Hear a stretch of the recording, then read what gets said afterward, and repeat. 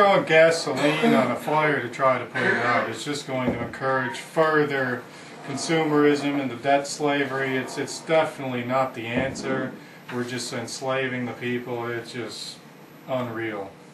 Yeah, it's unreal. And I'll tell you another thing. The people better wake up, because once all our money's gone and everything's gone, what are they going to do then? I mean, how are we going to fight back with that? I mean, to me, it's just ridiculous.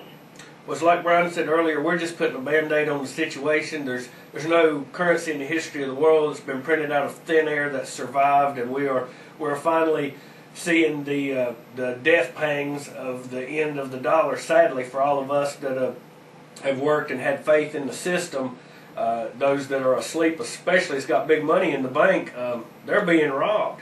Well, it's in my opinion here that once the system is entirely bled dry, we're just going to move on to the next phase of the creation of a new world order, which is, I think, in the very near future. I agree with that. Is there anything else you'd like to add today, Mitch?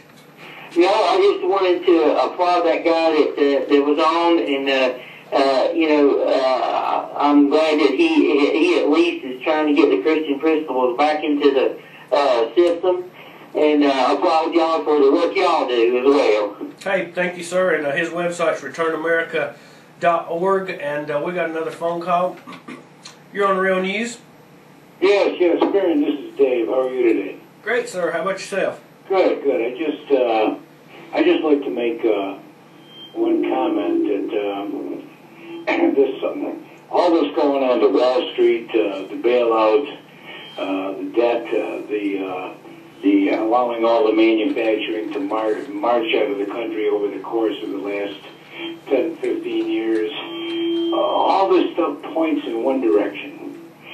They want to knock the country, and for that matter, maybe the world, down onto its knees so they can start it over with their own little agenda.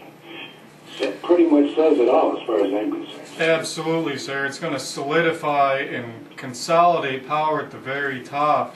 After all this happens, they'll never ever be contesting the people at the top again. Our rights will be gone. Our wealth will be gone. I mean, it's total tyranny. The people at the top are just sealing their perpetual power for the rest of our existence. They're getting us to, this is by design to get us to accept what otherwise we would not find acceptable. And this economic collapse in the last 6 months, we're spiraling down the black hole. It's by design. It's not an accident. We've got another phone call. Is there anything else you'd like to add today, Dave? No, keep up the good work, guys. Thank you. Bye.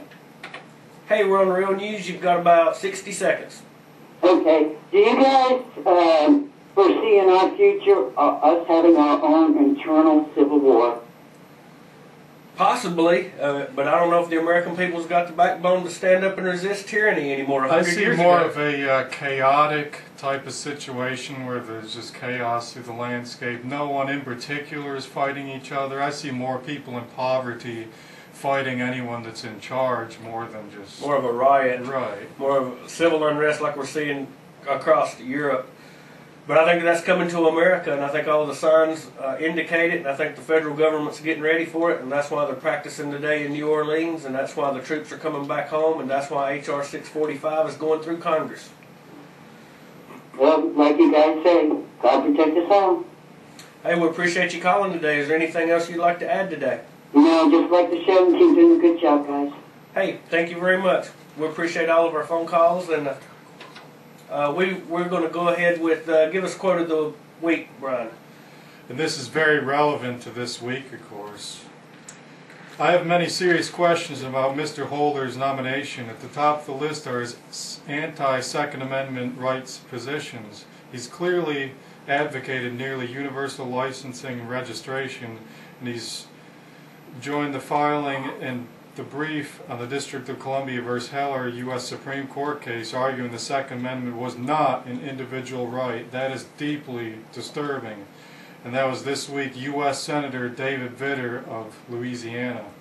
Every week on our website, therealnewsradio.com, we have a poll, Hypocrite of the Week, and this week it was the most evil corporation on earth, Monsanto, those supporting the ridiculous and doomed to fail stimulus, anyone in government that supports H.R. 645, Prime Minister of Great Britain, Gordon Brown, a military practicing on Americans in America in New Orleans, and the winner is the most evil corporation on earth, Monsanto.